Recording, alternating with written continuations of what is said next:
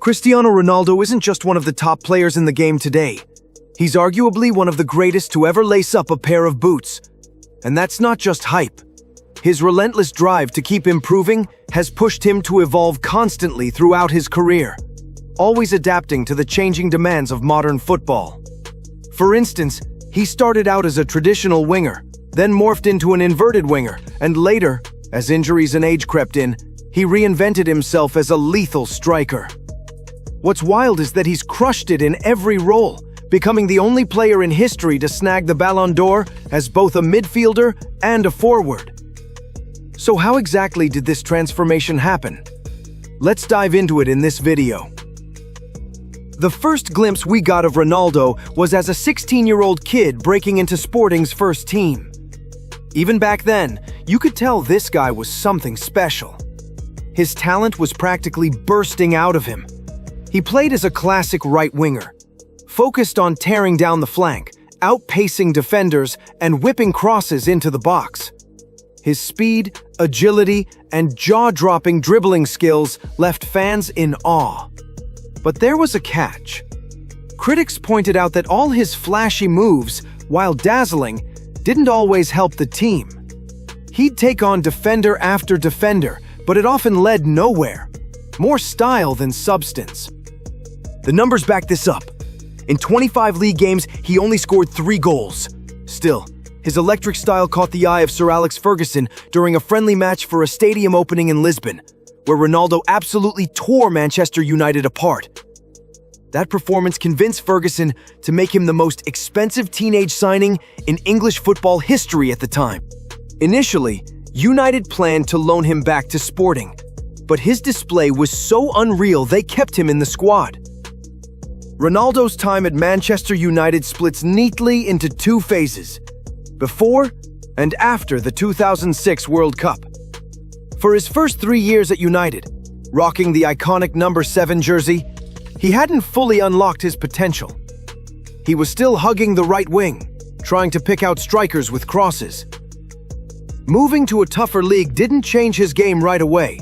He was still seen as a showboater, running around, pulling off unnecessary dribbles, and flashing his tricks. But like at Sporting, it wasn't delivering results. The stats tell the story. 18 goals in 95 league games, averaging about 0.18 goals per match. Pretty rough efficiency. He even clashed on the pitch with teammate Ruud van Nistelrooy over his flashy antics. Then came the 2006 World Cup, where Ronaldo was at the center of a controversy after getting his United teammate Wayne Rooney sent off. He came back a different player. Physically stronger, he was way more effective with the ball. Despite getting booed at every stadium, he developed a ruthless edge. The recent loss of his father hit him hard, but instead of breaking him, it toughened him up. He dialed back the tricks and focused on making an impact. Crucially, Ferguson gave him more freedom to roam across the pitch, letting him drift into central areas. In the 2006 to 2007 season, with Carlos Tevez joining the squad, United's attacking trio of Tevez, Rooney, and Ronaldo had insane flexibility. Ronaldo wasn't stuck on the wing anymore. He could slide into the middle or even pop up on the left. This made him a nightmare to mark, as he exploited gaps all over the field.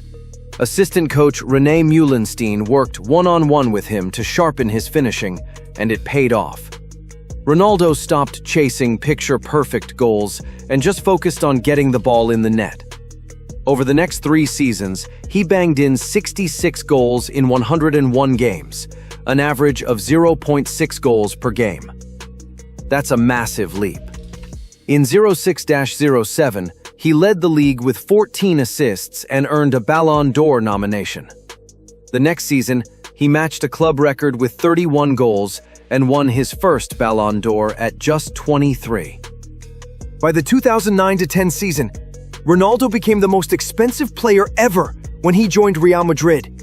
His unveiling at the Santiago Bernabeu drew 80,000 fans. At Madrid, we saw 2 distinct versions of Ronaldo. At United, he was a versatile attacker. But Madrid's more rigid 4-2-3-1 system shaped him differently.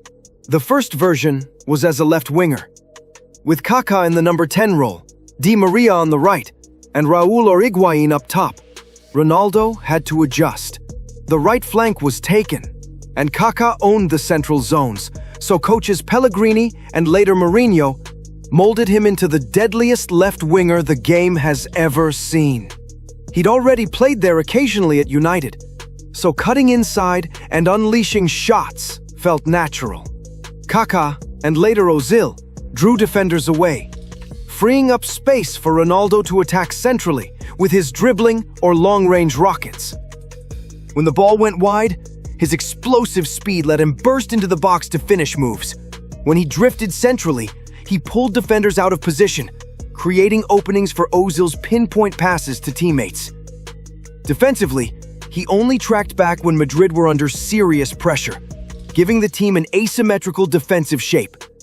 That suited Mourinho's style, arguably making Madrid the best counter-attacking side ever.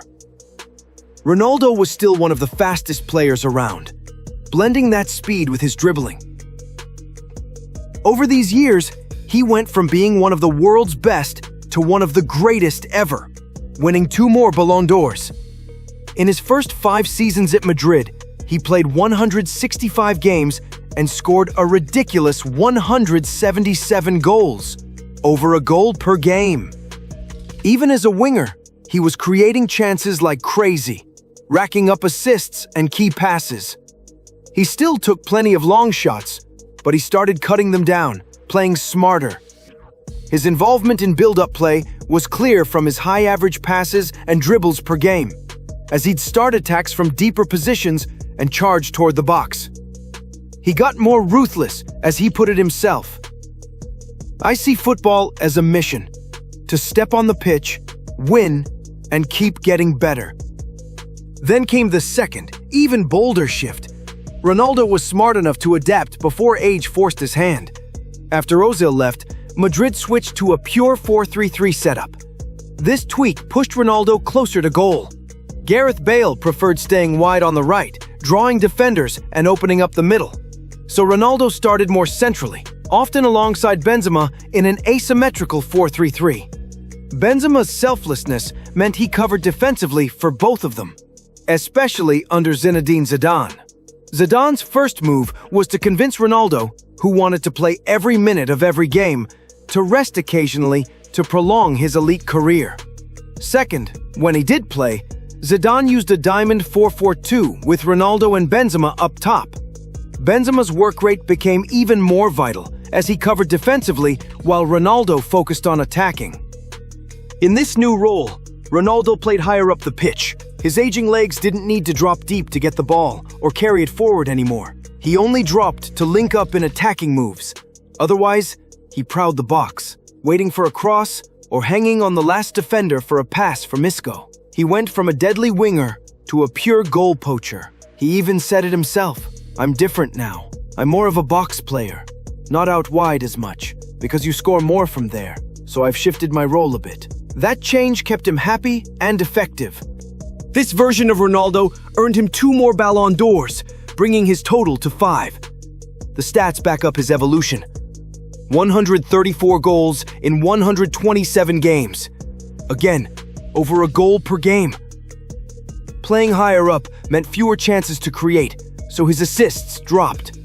His shots per game stayed about the same, but crucially, fewer came from outside the box, meaning he was taking shots from better positions. His reduced role in build-up play showed in lower average passes and dribbles per game, as he prioritized efficiency over flair. As he put it, "I used to think I could dribble as much as I wanted, but that's not an option anymore."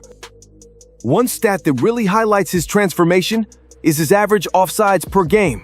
Early in his Madrid career, it was well under 1 per game, as he started attacks from deeper positions. But as a striker, that number nearly doubled. At Juventus, we saw yet another version of Ronaldo. But that's a story for another video. For now, it's clear. Cristiano Ronaldo might just be the most versatile and adaptable player football has ever seen.